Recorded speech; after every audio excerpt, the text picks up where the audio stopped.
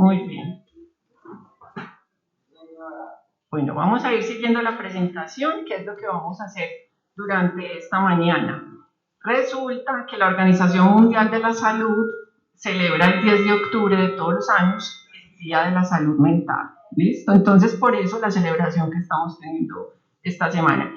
En la página de la Organización Mundial de la Salud sale esta señora, está la imagen de la página con el tema del tapabocas. Entonces, como sabemos, este año nos tocó, nos tocó pasar un poco el año con el tema de la pandemia, así que razón de más para que hablemos del tema de la salud mental.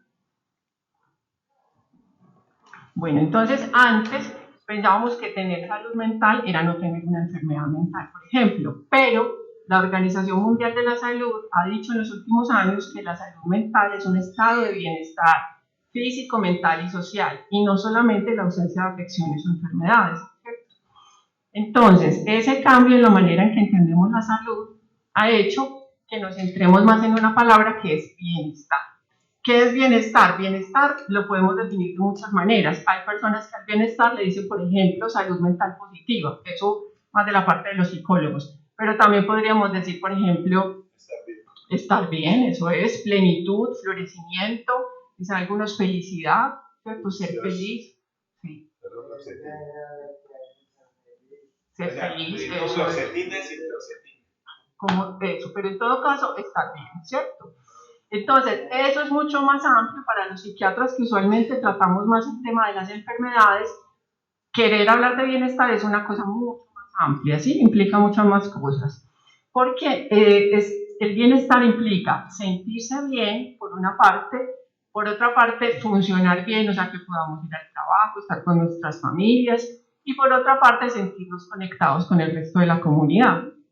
Entonces, cuando pensamos en bienestar, siempre el objetivo va a ser lograr la realización personal y la sociedad va a intentar procurar las mejores condiciones posibles para que se desarrolle el potencial de cada ser humano.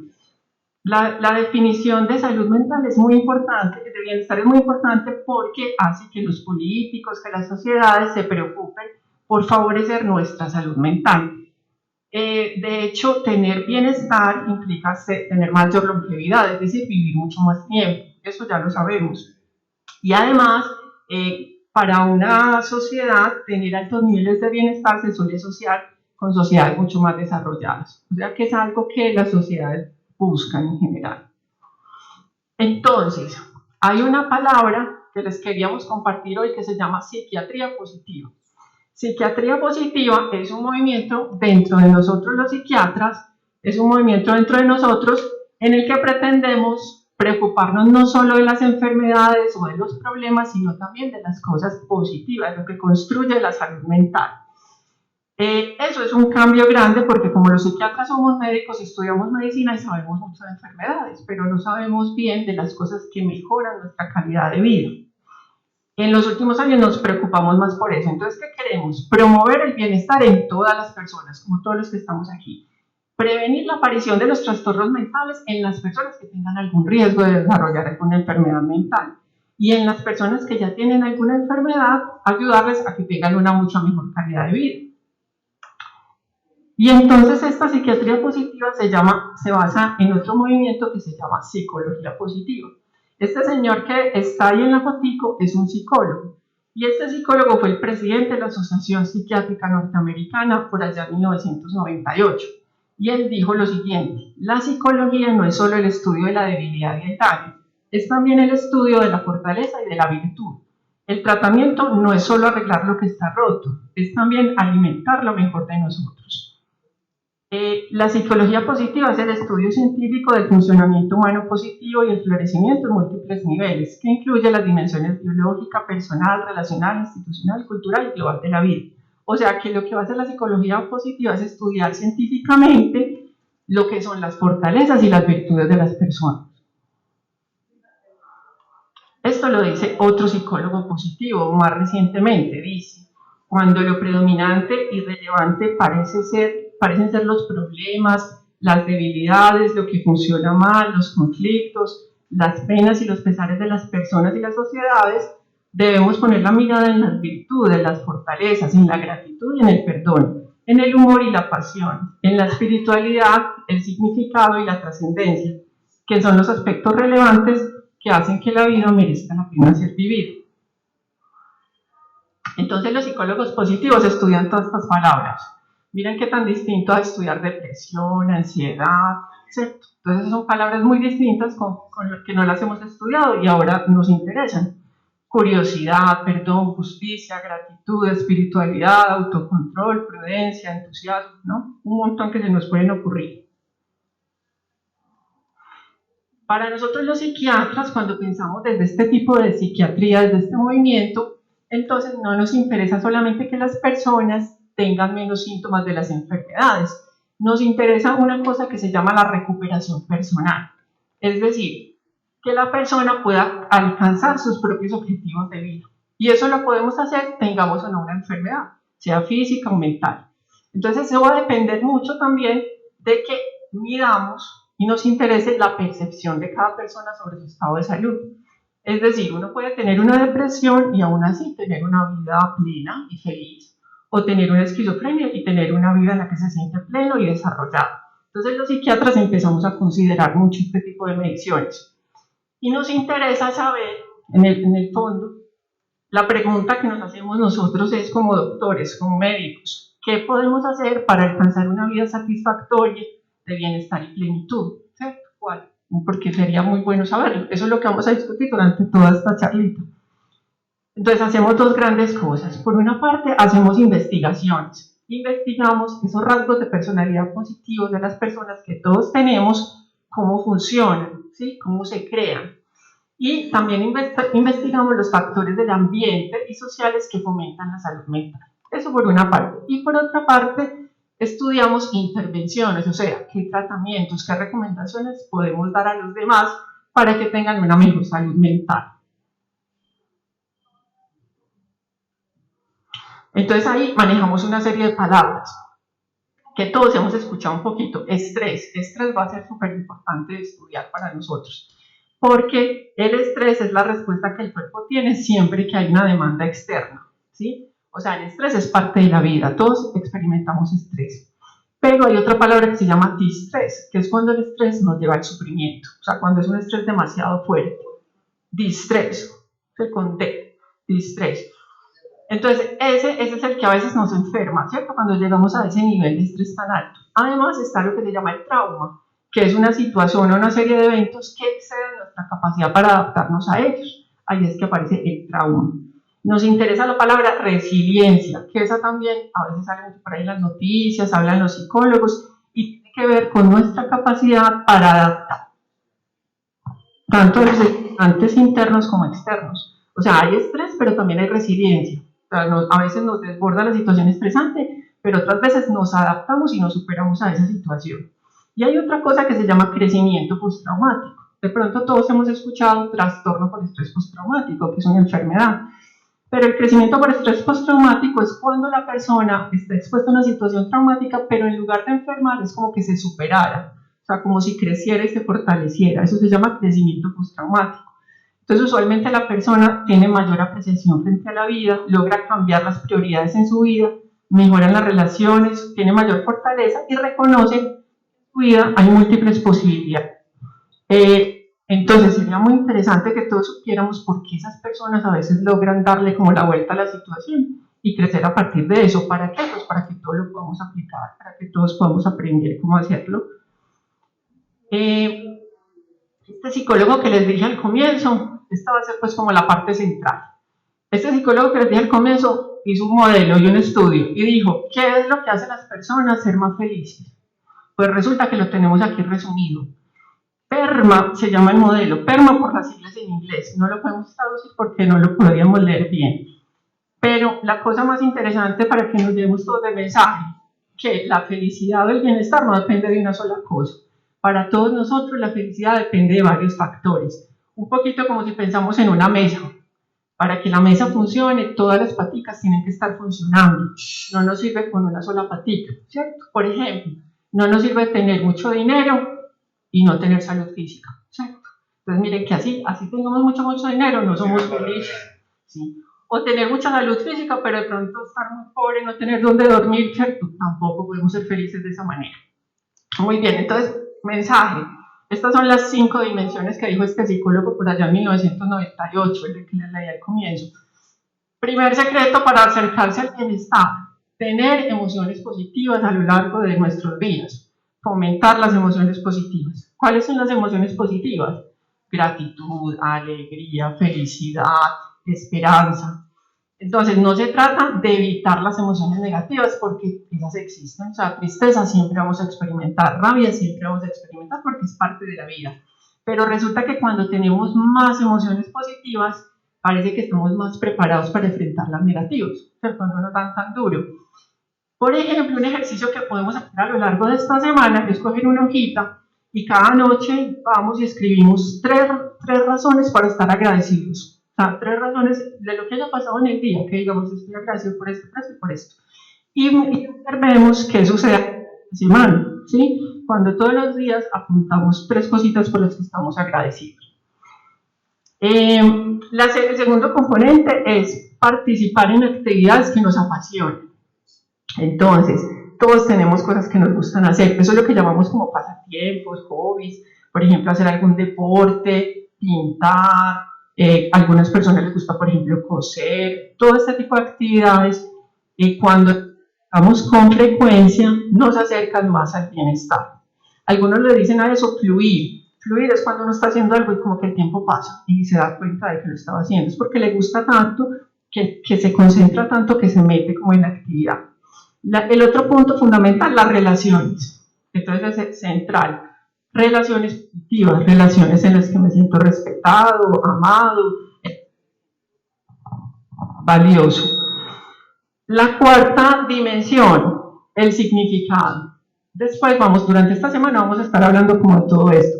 Pero el significado es participar en actividades que para mí tengan un sentido. Por ejemplo, si mi trabajo yo lo vivo con implicación, al final tiene mucho sentido, porque si nos ponemos a ver, lo que sea que hagamos en la vida trabajando es para ayudar a otros. El señor que conduce el bus me trajo aquí, ¿cierto? Si laboraste un pan en la mañana, se lo van a comer otras personas, ¿sí? Los médicos, pues por supuesto, atendemos y ayudamos a otras personas. Lo que sea que hagamos usualmente va en servir al otro. Por eso el trabajo es una fuente muy grande de sentido. Y también la espiritualidad, de la que nos va a hablar la doctora Ana después. Y finalmente, el otro secreto para acercarnos al bienestar es llenar nuestra vida también de retos. O sea, saber para qué somos buenos y hacer eso. A veces uno se pone a pensar, a ver, por ejemplo, hay personas que pueden tener capacidad para escribir, pero nunca escriben, ¿cierto? Entonces ahí están perdiendo una oportunidad de acercarse al bienestar, sacar tus potencialidades, ponerlas en práctica, ¿sí? Si soy bueno para conversar, pues converso con los otros. Si soy bueno escuchando, escucho a los otros. Eso fortalece nuestra autoestima. Sí. Emoción positiva. Emoción positiva, fluir, relaciones positivas, sentido y significado, logros y metas. ¿Logros? Y metas. ¿Cuál dices? Accomplishment. Son logros o metas. Cuando accomplishment es como ponerse un logro. Ahí va, está ahí. Bueno. Ese es un modelo psicológico y ahora vamos a resumir otra vez el secreto pues de la felicidad, para que lo miremos así. 4 cosas, no solo las cosas psicológicas. Vamos a verlo en 4 apartados. 4 dimensiones nos acercan al bienestar. Entonces, la primera va a ser la salud física. ¿Sí? Tener salud física es un primer elemento. La salud física tiene que ver con la actividad física, con la alimentación y el sueño. La segunda, las conexiones con los demás. Eso tiene que ver con familias, mascotas, amigos, compañeros, comunidad, cultura y la espiritualidad. Lo tercero, las actividades con propósito de las que hablábamos, que incluyen tanto esas que nos apasionan como aquellas en las que nos sentimos trascendentes, que ayudamos al otro, que tienen un sentido en nuestras vidas. Estas actividades como por ejemplo aprender cosas nuevas, estudiar, hacer voluntariado o que nos sintamos implicados en el trabajo nos ayuda mucho. Y lo último que no se nos puede olvidar es sentirnos seguros y estables, o sea, la economía, la vivienda, nuestro barrio. nosotros en nuestro país muchas veces tenemos esa dificultad, ¿cierto? Que para llegar a ser felices también necesitamos estar seguros, ¿sí? Que no haya violencia, que haya trabajo. Bueno, muchachos, entonces lo que sigue de aquí es que vamos a hablar de qué intervenciones tiene la psiquiatría que nos sirven en cada una de esas áreas, ¿listo? Y que podemos empezar a aplicar. Entonces, en la mente y el cuerpo, bueno, estas figuritas que ustedes ven ahí son los cromosomas que todos tenemos en la célula, ¿cierto? Entonces, la longitud de esos cromosomas, que ahí lo vemos en amarillito, que son las colitas, nos dicen la edad biológica que tenemos. O sea, no la que pone la célula, sino que si miráramos los cromosomas, veríamos qué tan viejito está nuestro cuerpo. Cuando el cuerpo va envejeciendo, se van perdiendo esas colitas de los cromosomas, ¿cierto? Eso lo hemos sabido recientemente. Pues resulta que cuando tenemos mucha sensación de estrés, cuando nos percibimos muy estresados, estamos como sufriendo mucho todo el tiempo, las colitas de los cromosomas se acortan más, es decir, es como que nuestro cuerpo empezará a envejecer mucho más rápido. Y lo que sabemos además recientemente es que los hábitos de vida saludables y todas aquellas cosas que disminuyen el estrés mejoran una enzima que repara esos cromosomas. O sea que envejecemos menos. ¿Y eso qué quiere decir? Que nos enfermamos mucho menos. Por aquí nos salió también un artículo por allá en una revista científica que dice que cuando tenemos una vida saludable nos da menos demencia.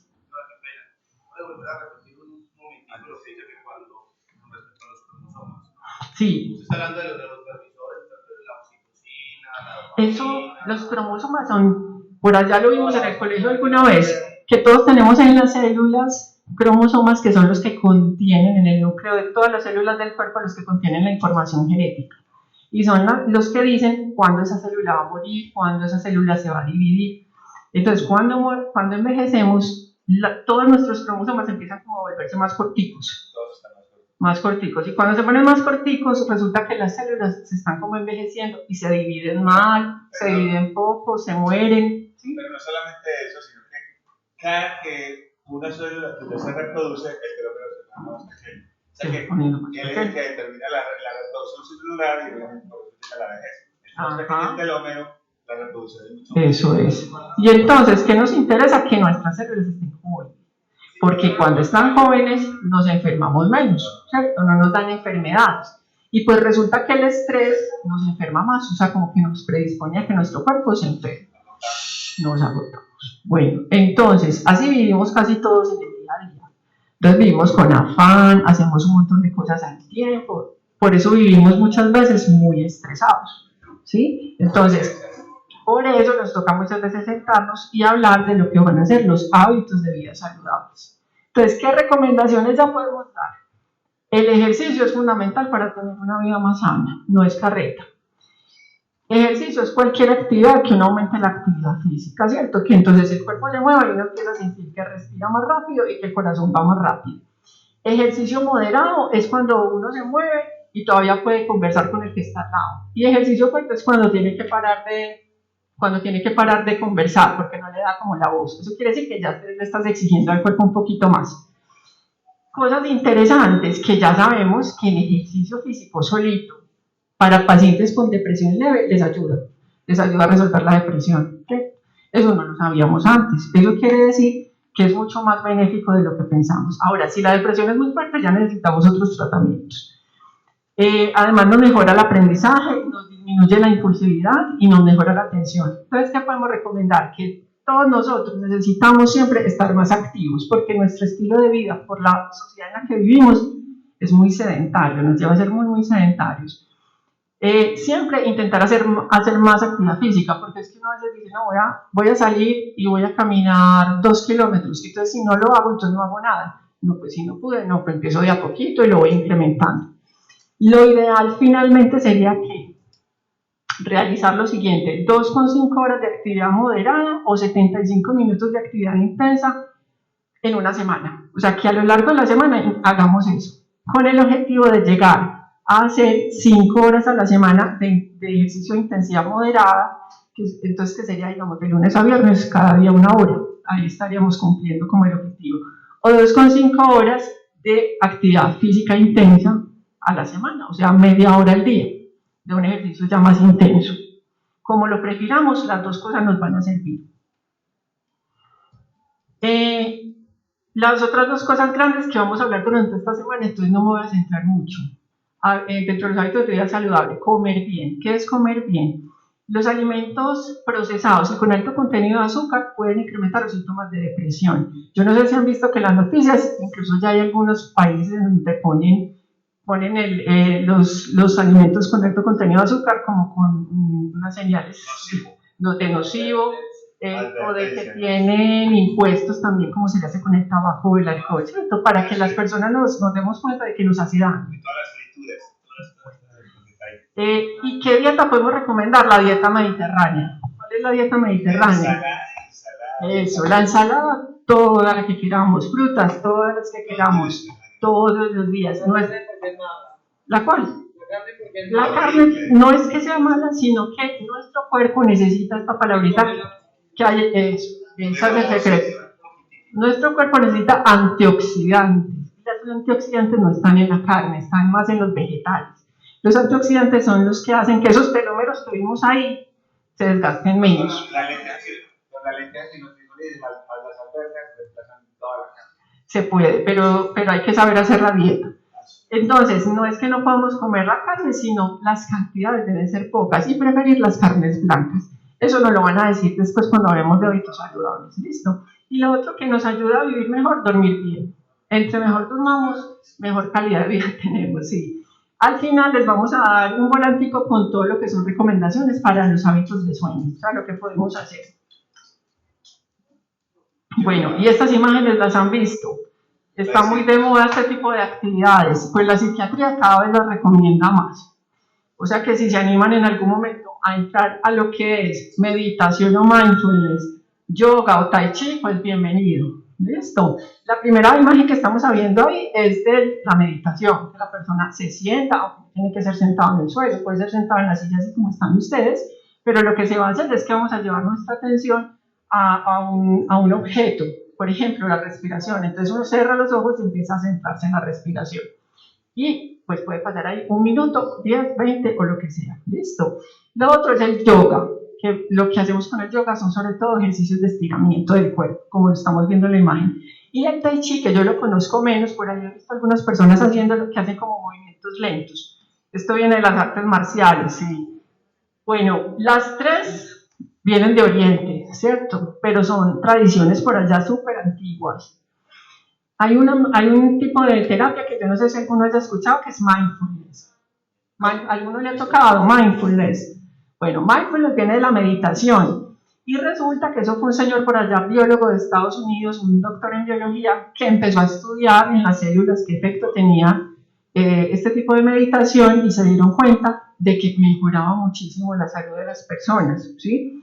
Incluso creó una clínica en Estados Unidos que funciona en Massachusetts, donde se tratan pacientes con dolor crónico que no habían mejorado con ningún tratamiento médico. Y los puso a hacer estas terapias de meditación y mejoraron muchísimo. Entonces, a partir de ahí hemos seguido investigando y a la fecha sabemos que algunas personas que tienen depresión les ayuda a salir de la depresión y los mantiene sin la depresión, están haciendo este tipo de ejercicios. Entonces, ¿qué hacen en estas terapias? Se sientan en grupo como los vemos ahí, hablan mucho de lo que están sintiendo, de cómo se encuentran y luego se ponen a meditar. Por eso ven como esos cojicitos al lado, porque se sientan en el suelo a meditar. Bueno, todo lo que tienen en común estas terapias es que se centran nuestra atención en el presente.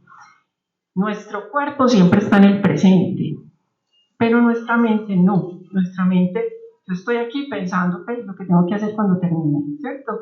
O pensando lo que me pasó, ¿cierto? Aislarse psicológica, física o mentalmente. Bueno, entonces cuando nos vamos para otro sitio nos desconectamos del aquí y el ahora, ¿cierto? Estoy conversando con ustedes, pero pensando en otra cosa.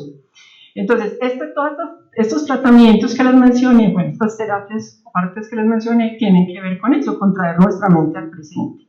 Cuando nos vamos para el futuro, cuando nuestra mente está mucho tiempo por allá adelante, ¿qué nos pasa? Sentimos mucha ansiedad, vivimos ansiosos, angustiaditos, o vivimos pendientes del deseo, de lo que va a pasar. Ay, pero si pasa esto, si pasa lo otro. Entonces, nos perdemos lo que está pasando, pero ya pensando en lo que va a pasar después. Y si vivimos muy en el pasado, ¿qué nos pasa? ¿Qué es lo que alimentamos cuando estamos muy en nuestro pasado? la culpa, por ejemplo, nos recriminamos todo el tiempo lo que hicimos, o la tristeza, vivimos en desesperanza, como el pasado no lo podemos cambiar, entonces si vivimos mucho ahí, sentimos que no podemos hacer nada, y el rencor, que nos lleva a vivir con mucha rabia, ¿cierto? Muy bien, por eso el venir al presente nos ayuda. Aquí les traigo este mensajito, a ver, leámoslo. Un hombre se acercó a un sabio y le dijo: me han dicho que tú eres sabio, dime, ¿en qué consiste el secreto de la sabiduría? El sabio contestó: soy sabio porque cuando como, como. Cuando duermo, duermo. Y cuando hablo contigo, hablo contigo. Por eso también lo puedo hacer yo y no por eso soy sabio. Eso también lo puedo hacer yo y por eso no soy sabio, replicó el hombre. Yo no lo veo así, le contestó el sabio, pues cuando duermes estás pensando en los 10.000 problemas que tuviste durante el día o podrás tener cuando te levantes. Cuando comes estás pensando en lo que vas a hacer luego o qué comerás al día siguiente. Y cuando hablas conmigo estás pensando en qué preguntarme o responderme antes de que yo termine. Tú no eres sabio porque nunca estás aquí, siempre estás en otra parte. Ahí resumimos un poco lo que es estar en el presente, ¿cierto? Este tipo de técnicas que estamos mencionando de meditación, de yoga, cultivan mucho la sabiduría, ¿cierto? El saber actuar en el momento, teniendo claridad sobre lo que está pasando. Y finalmente, los estudios nos muestran que las personas que hacen estas prácticas tienen menos sensación de estrés, no se sienten como tan angustiados, sienten más emociones positivas, que acuérdense que hablamos que eso ayuda a la felicidad, ¿cierto? Se sienten como con más gratitud, con ganas de hablar, de buen ánimo. Y cuando hacemos estudios científicos, encontramos que hay una disminución en las inflamaciones en el cuerpo y que mejora mucho la respuesta del sistema inmune, o sea, tienen las defensas funcionando muy bien. Pues eso con ese tipo de terapias. Vamos a continuar y los doctores ya van a seguir con nosotros hablando de lo que son las intervenciones en lo que son las relaciones con los demás. Las relaciones con los demás mejoran siempre nuestra calidad de vida y nuestra felicidad. Eso es lo que llamamos el soporte social. E importa no solo la cantidad de personas que tenemos en nuestra red social, sino la calidad de esas relaciones. Todos los seres humanos necesitamos esa red social, no unos sí y otros no. Y lo que hemos visto en los psiquiatras es que las personas que tienen una buena red social se recuperan más rápido de sus enfermedades, no tiene tanto impacto su enfermedad mental y tienen mayor capacidad de adaptarse a las situaciones traumáticas. O sea, aunque a cualquiera de nosotros nos suceda una situación traumática, si nuestra red social es más amplia, es de buena calidad, la superamos ese evento mucho más fácilmente. Sabemos que disminuye los síntomas de depresión, de ansiedad, el uso de sustancias, la hipertensión, la demencia, o sea, la salud física y mental en general. Cuando tenemos una red social amplia, vivimos más tiempo y nos enfermamos menos que si tuviéramos menos red social. Entonces la doctora Ana va a continuar con nosotros hablándonos de lo que es la espiritualidad, que tiene que ver con la conexión con los otros también, y luego va a seguir el doctor Rodolfo. Gracias. Buenos días. Bueno, para quienes no me conocen, mi nombre es Ana Serrano, yo soy médico psiquiatra del área de hospitalización. Como hemos visto hasta ahora, la doctora Andrea nos ha abordado la dimensión física, biológica y social, ¿verdad? Son 3 dimensiones que nos conforman como seres humanos. Pero la psiquiatría positiva también aborda ahora una dimensión espiritual. Es decir, todos nosotros somos seres físicos, biológicos, sociales y espirituales. Cuando hablamos de espiritualidad, no debemos confundirlo con lo que es religiosidad. Entonces, yo voy a hacer un breve abordaje porque mañana a esta misma hora tendrán ustedes una charla completamente sobre lo que es espiritualidad, religiosidad y fe. Bien, en cuanto entonces a la espiritualidad, se refiere a las creencias, a los pensamientos y a los comportamientos que nosotros tenemos, pero que se centran en temas trascendentales, en temas que salen de nosotros mismos, como por ejemplo el significado de la vida. ¿Cuántos hacemos una pausa para preguntarnos, bueno, ¿y para qué vivo? ¿Y qué sentido tiene mi vida? ¿Y qué sentido tiene lo que hago? ¿O qué sentido tiene mi trabajo? Entonces, este es un tema trascendental que se enfoca en qué aporto yo al otro, se sale de mí, ¿verdad? Para esto, el padre de la logoterapia, que es un psiquiatra llamado Viktor Frankl, en 1992 propuso esta frase: el sentido potencial de la vida es intencional. La vida tiene sentido, potencialmente bajo todas las circunstancias, aún en las más adversas. ¿Qué quiere decir? Que aún en las situaciones más críticas, llamémoslo una situación de guerra, una situación de enfermedad, de pérdida económica, de pérdida de un ser querido, aún en esas circunstancias la vida tiene sentido. ¿Cuál es nuestra tarea? Encontrarle el sentido. ¿Y qué es el sentido? Podríamos preguntarnos. Entonces, cuando hablamos de sentido, hablamos de la capacidad que tiene el ser humano de ver lo valioso en el otro, de escoger la mejor de las posibilidades, aún en el momento presente, aunque la situación sea difícil. Y el sentido es lo que es diferente en cada individuo y en cada situación. ¿Y cómo le conseguimos sentido a la vida? Entonces, este autor que les comenté, Viktor Frankl, propone que el sentido se consigue a través de la vivencia de los valores. ¿Y qué son los valores? El valor es todo aquello que es valioso. El amor es un valor, la lealtad, la honradez, la compasión, ¿verdad? Pero no nos sirve de nada hacer una lista de valores si no los vivimos, si no los encarnamos. Entonces, a través de vivir los valores es como yo puedo conseguirle sentido a la situación y de esta manera desplegar esa dimensión espiritual que yo tengo. Entonces, él propone que los valores se pueden dividir en 3 tipos. Lo que yo aporto son los valores de creación. Lo que yo vivo, lo que yo experiencio son los valores de experiencia, y los valores de actitud, que es la postura con la cual yo asumo una situación difícil que me corresponde vivir. Entonces, vamos a hacer un ejercicio de cómo sería vivenciar los valores. Entonces, si yo les he pedido que por favor piensen en una acción que hayan realizado últimamente. Entonces, por ejemplo, yo diría, bueno, esta mañana entrevisté a mis pacientes. Es lo que yo doy. Atención a un ser que está frente a mí en una situación particular que podría ser de sufrimiento, ¿verdad? Y a través de mi acción, yo aplico un valor de creación, de dar. Recuerda un acontecimiento en el que hayas experimentado recientemente. Entonces, por ejemplo, se me ocurre darle un beso a mis hijos esta mañana. Entonces, ¿qué experiencié? El valor del amor. A través de la experiencia. Y así lo hacemos cada día.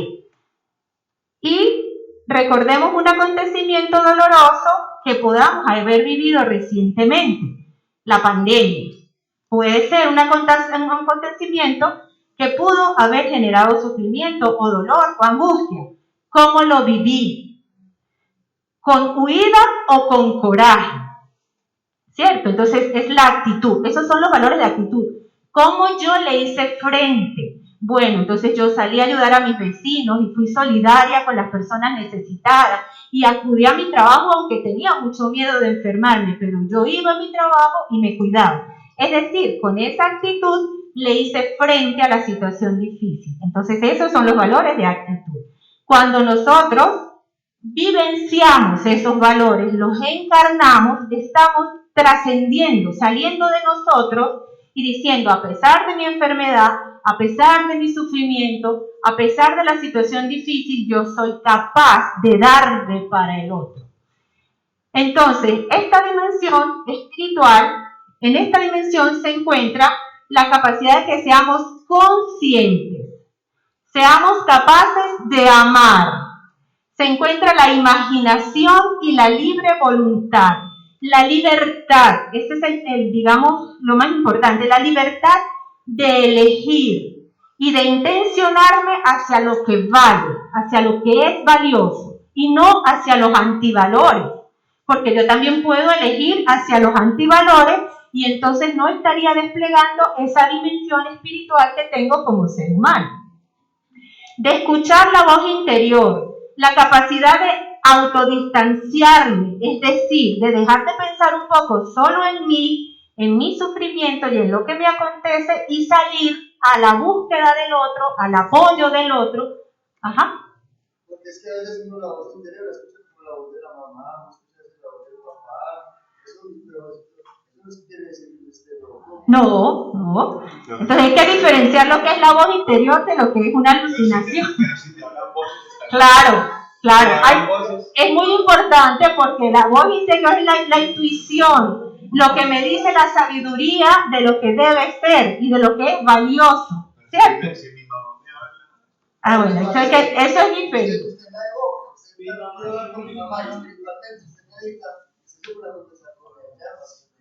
Porque está en nuestra memoria lo valioso de la madre, ¿verdad? Lo que nos enseñó. Y entonces ahí vemos cómo ya trascendió, si ya no existe, y deja en nosotros esos valores que fomentó desde niño. Y entonces cuando mi mamá me decía, estudie, o prepárese para algo, o ayude al prójimo, o sea solidario, o diga siempre la verdad. Entonces ahí encarnamos esos valores de ese otro ser que trascendió de sí mismo porque dejó en mí valores positivos. ¿De acuerdo? Ok. Y de trascender el sufrimiento mismo, que es lo que propone, que a pesar del sufrimiento, porque como comentaba en estos días, no estamos exentos de sufrir, pero a pesar del sufrimiento, nosotros elijamos con la mejor actitud hacerle frente a la situación y encontrarle un sentido. Entonces, aquí les traigo un ejemplo, pero antes de comentarles esto, yo diría, bueno, por ejemplo, San Benito Meni, que lo tenemos allí, ¿cómo podemos ejemplificar la dimensión espiritual, ¿verdad?, de un ser que fue capaz de salir de sus propias necesidades en medio de circunstancias seguramente muy adversas y de pandemias y de enfermedades y de carencias, y pensar en cómo yo puedo aportarle al otro?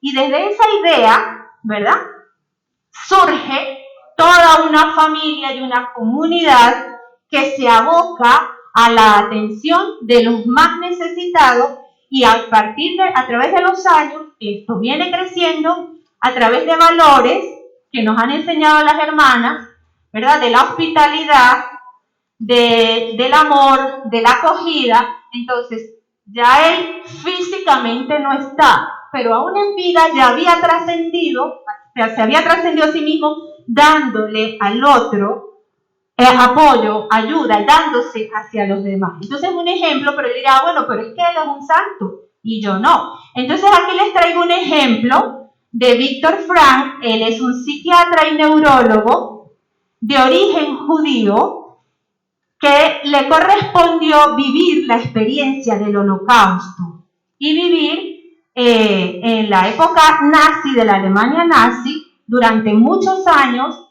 de encierro, de sufrimiento, de frío, de hambre. Él ingresa a los campos de concentración con su esposa, con su padre y su madre, y en el campo de concentración los pierde.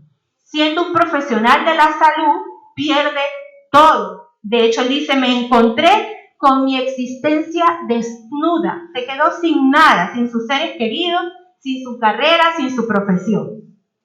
Pero a pesar de eso, 3 años después, logra sobrevivir el Holocausto, y en medio de vivencias tan difíciles, como médico puede prestarse a nosotros.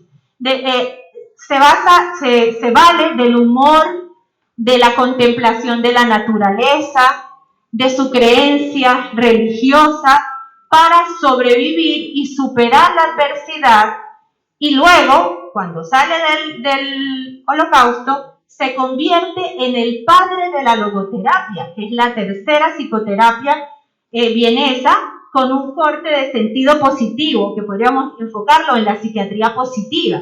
y que le dice al ser humano, sí, hay sufrimiento, pero hay un sentido para vivir, vamos a buscarlo, vamos a encontrarlo. Entonces, él sería un ejemplo de lo que es vivir con sentido y lo que es el despliegue de la dimensión espiritual de un ser humano. Bueno, entonces, ahora nuestro compañero Rodolfo nos va a hablar un poquito, además de la dimensión espiritual, de otros elementos como el uso del arte, de la escritura y de la música, y finalmente vamos a ver dos ejemplos de cómo se despliegan. Rodolfo, gracias.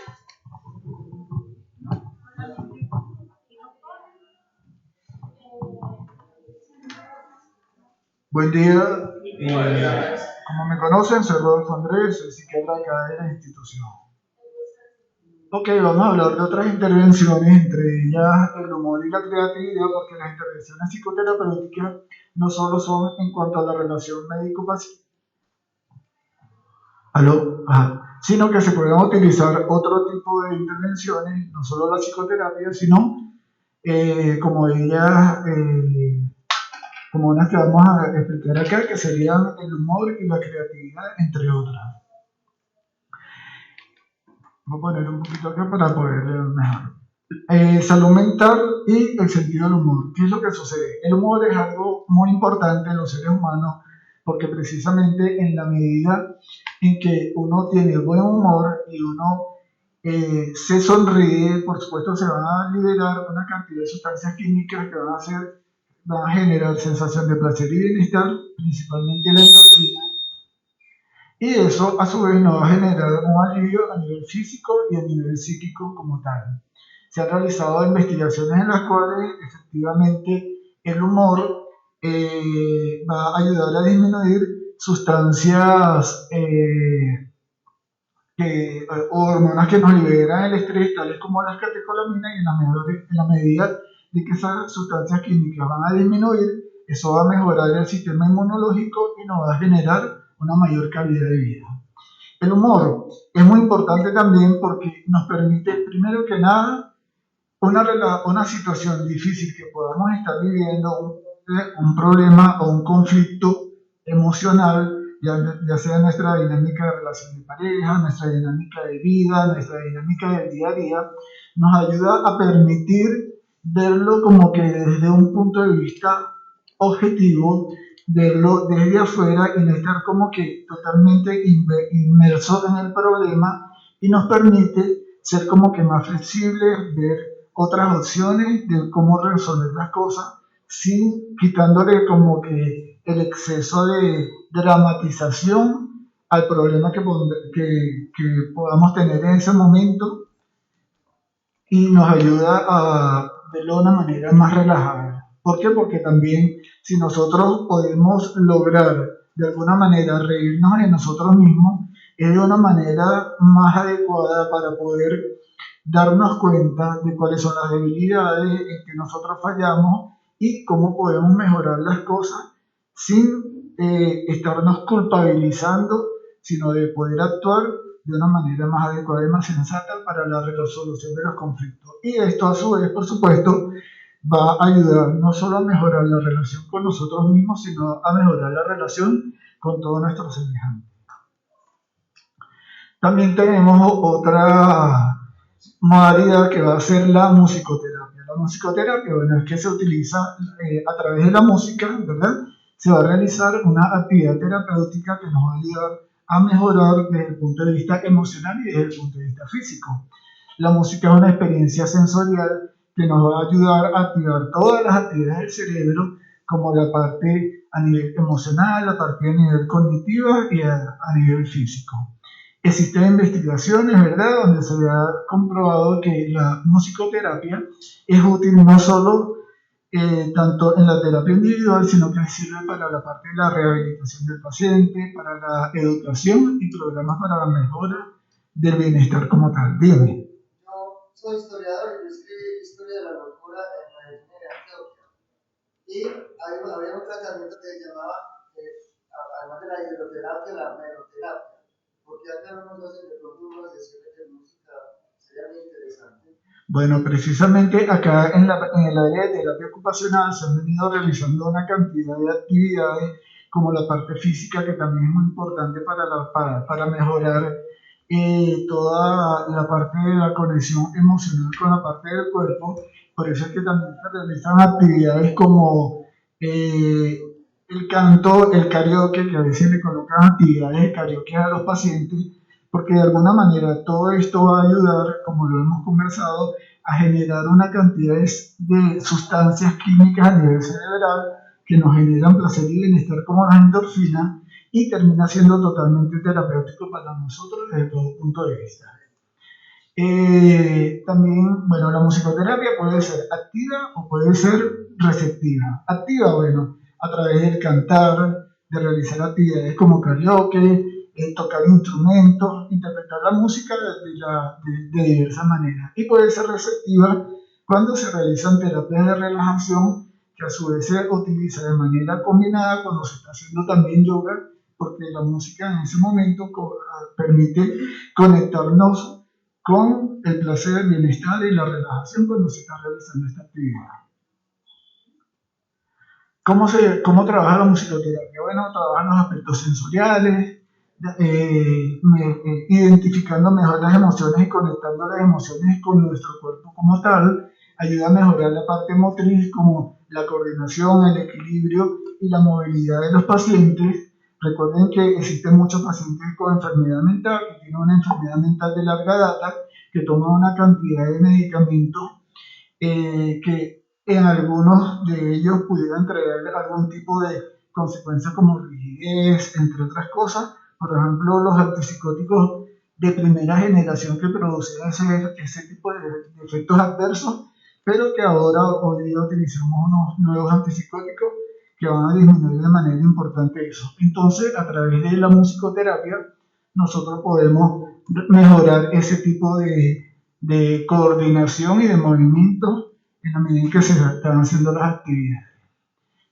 También va a mejorar la parte de los aspectos cognitivos, lo que es la atención, la memoria, la concentración, la capacidad de imaginación que puede tener el paciente. Y la parte de los aspectos socioemocionales, bueno, va a trabajar la inteligencia, ¿verdad? Nos va a ayudar a tener una mayor claridad y mayor capacidad para la identificación y el control de las emociones. En fin, tiene un impacto positivo, ¿verdad?, en el paciente y en todos los seres humanos, porque no es solo en los pacientes, para resolver los problemas a nivel psicológico. También se utiliza para reducir el dolor en los pacientes que tienen enfermedades crónicas. También se utiliza para la parte de la rehabilitación de la drogodependencia o para tratar de dificultades del aprendizaje y la parte de la autoestima.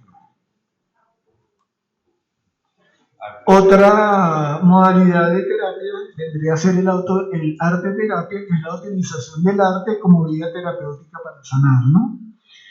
Se considera una técnica de desarrollo personal, autoconocimiento y expresión emocional. En el arte terapia, el que va a dar la indicación solo da una indicación de cuál es la actividad que podría realizar, pero cómo se va a desarrollar la actividad y qué es lo que va a terminar creando en un momento determinado, no, el paciente efectivamente es algo totalmente individual, es algo personal, y es lo que permite explorar a través del arte qué es lo que sucede con nosotros desde el punto de vista interno, cuáles son nuestras emociones, cuáles son nuestros conflictos y cómo lo podemos plasmar o manifestar. Y esto puede ser a través de la pintura, a través de teatro, modelado, danza, collage, escritura, etc. El terapeuta, ya lo dijimos, da una consignación en el personal, pero solo el paciente o la persona que está haciendo la actividad es la que va a conocer el verdadero significado de su obra, y a través de la creatividad la persona hace consciente lo inconsciente. Es decir, es como que es una actividad que desde el punto de vista proyectivo va a permitir expresar cómo me estoy sintiendo o cómo estoy viviendo una situación interna desde el punto de vista emocional. No decirlo desde el punto de vista verbal, sino a través de hacer consciente lo inconsciente. Exactamente. Tengo algo que aportar, es que es importante sacar el inconsciente porque es que eso se reprime, ¿cierto?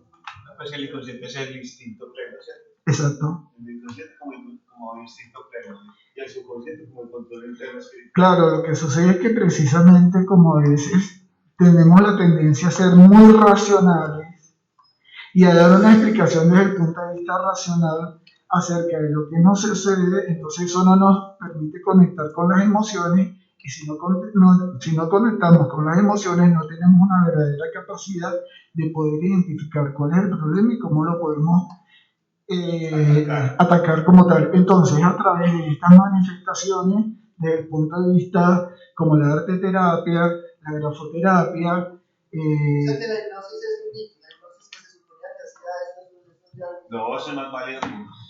Sino que es que el inconsciente se manifiesta cuando estamos dormidos. Si nosotros estamos dormidos, él asume el control para bajar todas las proyecciones pasadas. Bueno, el hecho de que existen diferentes opciones y diferentes alternativas, diferentes modalidades desde el punto de vista terapéutico, y yo soy partidario de que ninguna terapia es mejor que otra, sino que para cada quien en particular, lo que a lo mejor le funciona más a uno no le funciona tanto al otro, pero sí le va a funcionar al otro.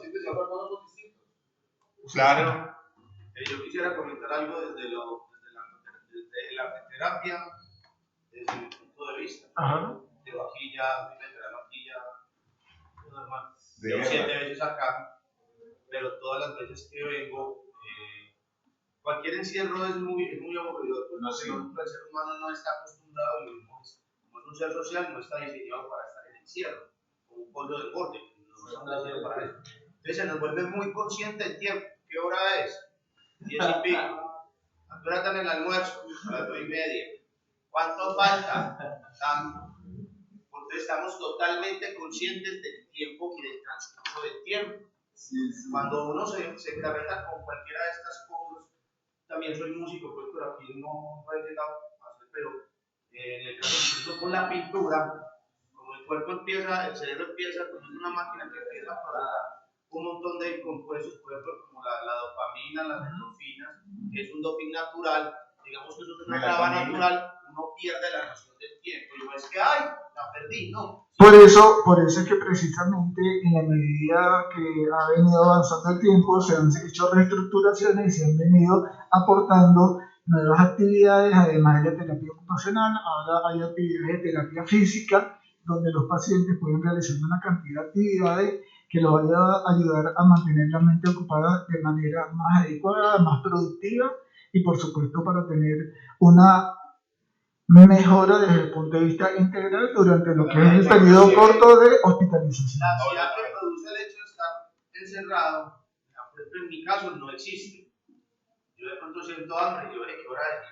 Ya faltan 5 para 2, sino que ya faltan 5 pues para comer. Pues uno no está consciente del tiempo transcurrido. Y me dicen, ustedes tienen que quedar 2 días más. Yo creo que no es que hablo de mí, pues no. Está uno desperdigado. Perfecto. Está uno desprendido totalmente de esa parte. Vamos a intentar avanzar un poquito para terminar la sesión. Bueno. Sí. Una semana. Tenemos tiempo. Claro que sí. Y por último tenemos la parte de la escritura, ¿verdad? Que la escritura nos permite escribir lo que son la parte de las sensaciones, las emociones y los pensamientos, pero no solo es escribirlo como tal, sino que la ventaja de la escritura es que al momento en que estoy escribiendo algo, estoy plasmando o me estoy conectando desde el punto de vista emocional con esa experiencia que he vivido o que estoy viviendo y que de una u otra manera me lleva a tener mayor conciencia respecto a la situación que estoy presentando. También está la de la escritura con la terapia creativa, es decir, que escribir un cuento, una poesía o cualquier otro tipo de actividad a través de la escritura que me permite a mí visualizar hacia el futuro y me permite a tener una mayor claridad de todo lo que puede ser la parte de la creatividad y todo lo que yo pudiera hacer y que quizás no lo he podido explorar hasta el momento en que realmente lo comienzo a hacer. Y además ayuda a facilitar lo que es la expresión y la comprensión de todas las emociones. Y muchas gracias.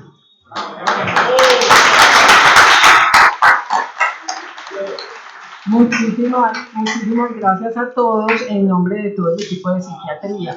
Están también aquí con nosotros el doctor Rubén, la doctora Gloria y el doctor Giancarlo, que hacen parte del equipo. Queremos agradecerles la participación. Lo siguiente, muchachos, este es el primer día, ¿cierto? Vamos a tener toda la semana para reflexionar sobre estos temas, porque los he visto muy participativos, pero nos toca optimizar el tiempo cada día.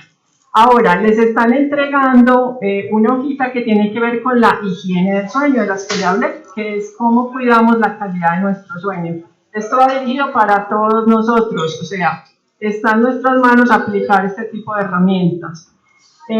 Todo esto que hablamos hoy, los invitamos a que lo apliquen, a que es algo que no tenemos que hacer simplemente porque estemos en un tratamiento, sino que es algo que nos vamos a llevar cada uno con nosotros para toda nuestra vida.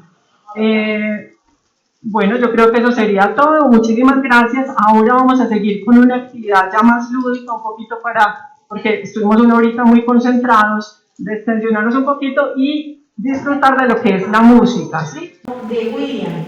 Él es flautista transverso, también estudió en la red de escuelas y bandas de música de Medellín, es músico y compositor y el día de hoy nos va a hacer unas interpretaciones que se llaman suites.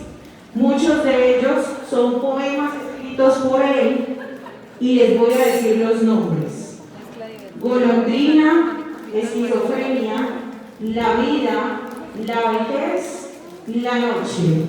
Vamos a escucharlo interpretar la flauta transversa. Un aplauso.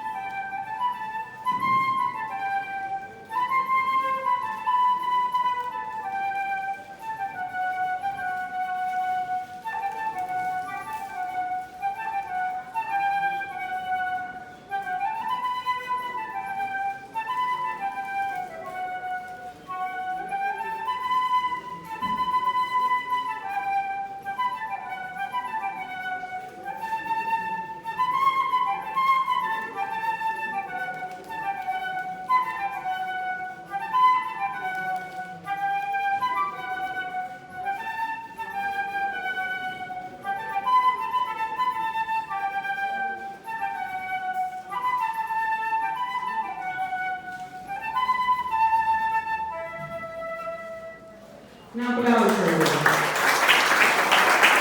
Vamos a la vejez.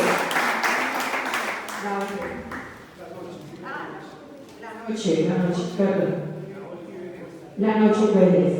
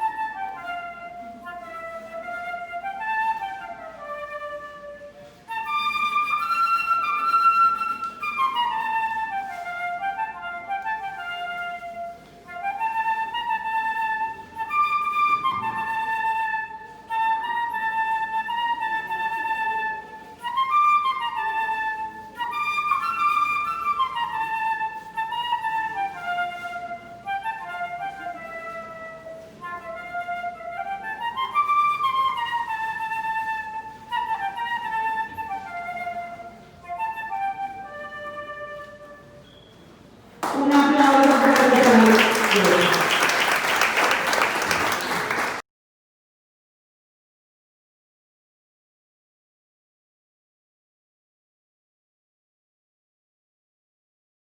el la técnica de acrílico sobre el retablo de tríplex, ¿sí o no? Se hace a blanco y negro porque pues a blanco y negro tiene una connotación un poco más como más bucólico y como de más nostalgia, ¿cierto? De este tipo siempre había hecho mis obras aquí en el hospital, siempre las había hecho a color. También he hecho pues aquí para algunas personas retratos a lápiz, ¿sí o no? Entonces como alcanzan pues a ver aquí a San Benito, es un poco complicado cuando uno pasa de color a blanco y negro, porque eso es como hacer una traducción. Entonces le toca interpretar todos los tonos en escalas de blancos, grises y negros, ¿cierto? Entonces, por ejemplo, a una de las hermanas le impresionaba mucho de, bueno, ¿y por qué ha quedado San Benito tan negro? ¿Por qué ha quedado tan negro? Porque al traducir de color a escalas de grises, como estaba bien colorado, pues quedaba un poquito oscuro. Bueno, ya pues están listos, van a ser exhibidos arriba en el auditorio y bueno, listo, eso es todo lo que tenía para decir. Gracias. Un aplauso para Alejandro y la